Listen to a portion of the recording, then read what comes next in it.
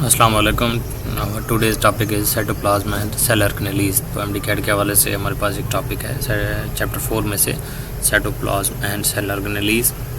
First of all हम जो है ना एमसीक्यूज नंबर 1 स्टार्ट करते हैं कि ribosomes combined with messenger RNA are called, इनको क्या कहते हैं? लाइसोसोम्स, न्यूक्लियोसोम्स, पॉलीसोम्स या नन ऑफ दीज। तो ये आपके बुक लाइन है कि वो पॉलीसोम किसे कहते हैं कि वो मतलब कि एक मैसेंजर आरएनए के साथ यानी मैनी नंबर ऑफ राइबोसोम्स, तो उसको हम क्या कहेंगे? पॉलीसोम। तो इसका आंसर हमारे पास क्या है? Charlie is the right answer. MCQs number हमारे पास सेकंड है कि ribonucleoproteins are particles are the name of RNA, DNA, nucleus या राइबोसोम। तो इसका आंसर क्या होना चाहिए? तो ये आपकी बुक में क्लियरली मेंशन है, तो ये इसका आंसर क्या है? राइबोसोम। तो ये भी आप एमडीकैड में आया हुआ था ये एमसीक्यूज, ठीक है। उसके बाद है कि if 3 ribosomes attach with messenger RNA at different points then how many similar proteins will form. तो अब मैसेंजर आरएनए हमारे पास एक है, तो राइबोसोम्स अगर 3 हैं तो यानी एक मैसेंजर आरएनए अगर 3 राइबोसोम्स हैं तो उससे हम प्रोटीन्स कितने बना सकेंगे? यानी अगर हमारे पास मैसेंजर आरएनए ही एक है तो हम प्रोटीन भी एक ही बना पाएंगे।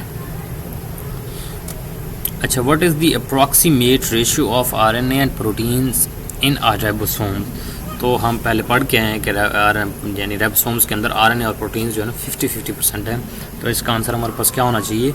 Alpha is the right answer, 1:1। ये भी एमडीकैड में आया हुआ था कि ribosomes are chemically composed of which of the following. तो इसका आंसर क्या होना चाहिए? Proteins, DNA, RNA. तो इसका आंसर क्या है? डेल्टा हमारे पास है कि राइबोसोम्स के अंदर हम पहले ऊपर पढ़ के आए हैं कि आरएनए एंड प्रोटीन्स हैं, तो इनको क्या कहते हैं? RNA and proteins. तो हमारे पास आंसर क्या होगा? Proteins and RNA, delta is the right answer. अच्छा, एमसीक्यू नंबर हमारे पास 6 है कि it helps in attachment of 2 ribosomal जो यूनिट्स। तो calcium ions, magnesium ions, chloride ions, sodium ions, ये भी तो एमसीक्यूज आया हुआ था इसके अंदर एमडीकैड के अंदर। तो इसका आंसर क्या होना चाहिए हमारे पास? Magnesium ion is the right answer, beta is the right answer. Calcium ion इसके अंदर है ही नहीं, हमारे पास क्या है? मैग्नीशियम आयंस है।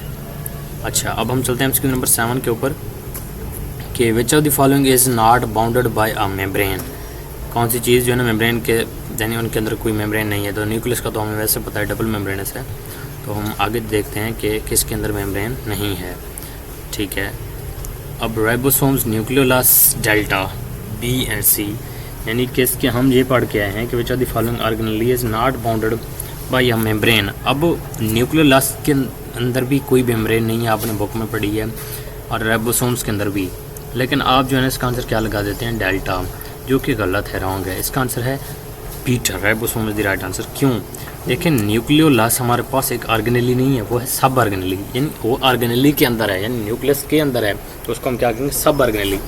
तो इस वजह से इसका आंसर राइबोसोम्स है। अगर सब ऑर्गेनेल की बात होती तो हम न्यूक्लियोलस लगाते, जब ऑर्गेनेल की बात हुई है तो हम राइबोसोम्स हमने लगा दिया। हाँ, अगर बात ये हो कि किसके अंदर यानी क्या मतलब कि double membrane bound organelle, double membrane नहीं है, यानी कोई उसके अंदर मेम्ब्रेन ही नहीं है, यानी सिंगल भी नहीं है, डबल भी नहीं है, कोई मेम्ब्रेन नहीं है, तो उस फिर हम लगाते B and C.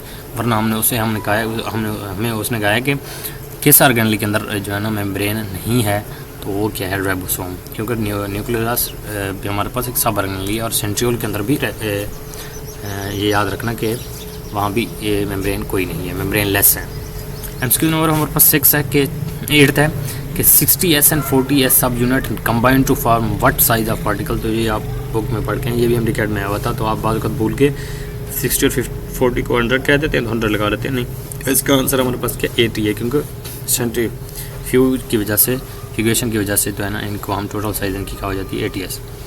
Which of the following is synthesized by free floating ribosomes of cytoplasm in humans? DNA polymerase, salivary amylase, pancreatic amylase, salivary lipase। तो इसका आंसर क्या हमारे पास है? ये भी हम स्क्रीन में आया कि फ्री फ्लोटिंग राइबोसोम्स के अंदर विच इज सिंथेसाइज्ड बाय क्या चीज़ हम सिंथेसाइज करते हैं फ्री फ्लोटिंग राइबोसोम्स से? तो हम सिंथेसाइज क्या करते हैं? DNA polymerase. DNA पोलीमरेज हम देखें। अब पहली बात यह है कि डीएनए पॉलीमरेज हमारे पास क्या है कि एंजाइम क्या है? डीएनए पॉलीमरेज, जिसको हम फ्री फ्लोटिंग राइबोसोम्स के साथ से हम क्या करते हैं? सिंथेसाइज करते हैं। The soluble part of cytoplasm in human, ये भी एमडीकैड में आया हुआ था कि सॉल्युबल, अगर soluble part of the cytoplasm, तो ये क्या है? हमारे पास साइटोसोल है, ठीक है, ये भी हम पहले पढ़ के आ चुके हैं, बुक में है, कोई मसला है यानी कि कोई यानी मुश्किल एमसीक्यू नहीं है। एक 11th एमसीक्यू था कि enzymes that are integral part of ribosomes are involved in the synthesis of which of the following molecule lipids.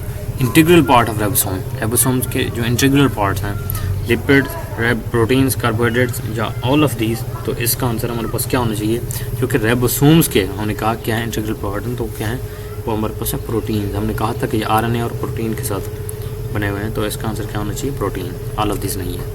Which of the following is double membranous organelle. Which of the following is double membranous organelle. Nucleus, mitochondria, chloroplast. तो क्यों किस यानी कि कौन सी जो organelle है वो double membranous है, तो न्यूक्लियस भी डबल मेम्ब्रेनस है, माइटोकॉन्ड्रिया भी डबल मेम्ब्रेनस है और क्लोरोप्लास्ट भी डबल मेम्ब्रेनस। तो इसका आंसर क्या होना चाहिए, all of these is the right answer, delta. उसके बाद हमारे पास है एमसीक्यूज नंबर 13, लास्ट एमसीक्यूज है कि यानी कि साइटोप्लाज्म और सेल ऑर्गेनेली में से कि विच इज़ नॉन मेम्ब्रेनस सब ऑर्गेनेली। तो राइबोसोम, न्यूक्लियस, बोथ या नन ऑफ दीज। तो आपने बोथ का आंसर नहीं लगाना, क्योंकि पहले मैं इस एमसीक्यूज को एक्सप्लेन कर चुका हूँ कि इसका आंसर हमारे पास क्या आएगा। इसका आंसर हमारे पास आएगा न्यूक्लियस। क्यों, क्योंकि न्यूक्लियस एक सब ऑर्गेनेली है, ऑर्गेनेली नहीं है। अगर ऑर्गेनेली की बात हो तो हम राइबोसोम्स लगाते हैं, अगर ना ऑर्गेनेली की बात हो ना सब ऑर्गेनेली की बात हो फिर हम बोथ लगाते हैं। तो ये हमारे पास 13 एमसीक्यूज थे टॉपिक में से, जो कि एमडी कार्ड में आए हुए थे। तो अगर मेरी वीडियो आपको अच्छी लगी है तो काइंडली इसको सब्सक्राइब करें और लाइक करें। अल्लाह हाफिज़।